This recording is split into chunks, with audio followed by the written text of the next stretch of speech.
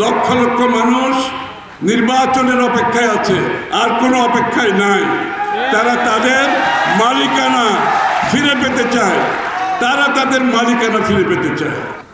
গণতান্ত্রিক অর্ডারের মাধ্যমে একটি নির্বাচিত সরকারের মাধ্যমে বাংলাদেশের মানুষ জনগণ ভোট দিয়ে তার যে মালিকানা, সে মালিকানার বাহক হচ্ছে একটি নির্বাচন। সুতরাং আজকে বাংলাদেশের মানুষ সেই নির্বাচনের অপেক্ষায় আছে। নির্বাচন হচ্ছে গণতন্ত্রের বাহক। নির্বাচনকে বাদ দিয়ে কোনো গণতন্ত্র হবে না। শেখ হাসিনা নির্বাচনকে বাদ দিয়েছে বলে বাংলাদেশে গণতন্ত্র ধ্বংস হয়েছে, তার মধ্যে একটা দানব সৃষ্টি হয়েছে।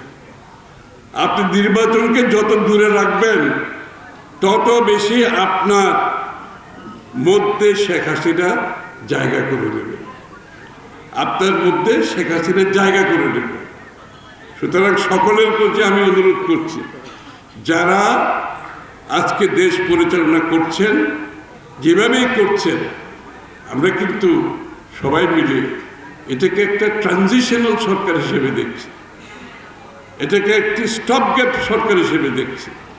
এবং তাদের দায়িত্ব হচ্ছে যে স্বৈরাচারের পরে এই সময়টুকুতে একটি গণতান্ত্রিক পরিবেশ সৃষ্টি করে একটি গণতান্ত্রিকভাবে নির্বাচিত সরকারের হাতে শান্তিপূর্ণভাবে ক্ষমতা হস্তান্তর করে দিয়ে বাংলাদেশে গণতান্ত্রিক অর্ডার এস্টাবলিশ করা।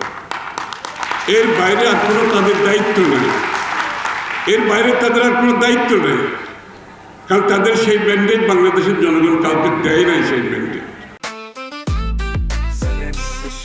জেনেক্সে শিফট করো, লাইফকে লিফট করো। এখন আপনি আজকে বলবেন এই লাগবে সংস্কার, কালকে এই সংস্কার লাগবে, আবার এই কমিটি সেই কমিটি চলছে, ভালো কথা। আমরাও কিন্তু সহযোগিতা করে যাচ্ছি, আমরাদেরকে ডাকলে আমরাও কিন্তু যাচ্ছি, আমাদের মতামত দিচ্ছি। আবার কালকে বলবেন একটা ডিক্লারেশন লাগবে, আবার প্রক্লেমেশন লাগবে, ঠিক আছে, তাও আমরা যাচ্ছি, কথা বলছি। আমরা তো চাই একটা পিসফুল ট্রানজিশন। আবার বলে যে নির্বাচনের আগে স্থানীয় সরকার লাগবে, আবার বলে যে আনুপাতিক হারে ভোট দিতে হবে। কি মুশকিলের কথা! মানে এইসব ম্যান্ডেট তাদেরকে দিল কে? এই সমস্ত কথা আসে কোত্থেকে? কোত্থেকে আসে? তাদেরকে এই ম্যান্ডেট কে দিয়েছে? তাদের কাজ হলো একটা ট্রানজিশন গভর্নমেন্ট হিসেবে শান্তিপূর্ণভাবে বাংলাদেশে একটি নির্বাচনের মাধ্যমে গণতান্ত্রিক অর্ডার ফিরিয়ে আনা। এর বাইরে তার কাছে কোনো ম্যান্ডেট নাই।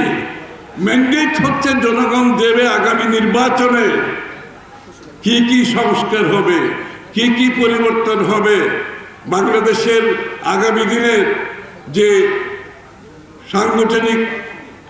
সাংবিধানিক যে পরিবর্তনগুলো আসবে, বাংলাদেশের রাষ্ট্র পরিচালনায় কি কি পরিবর্তন আসবে, বিচার বিভাগে কি কি পরিবর্তন আসবে, অর্থনীতিতে কি পরিবর্তন আসবে, এই সমস্ত পরিবর্তনের মালিক হচ্ছে বাংলাদেশের জনগণ।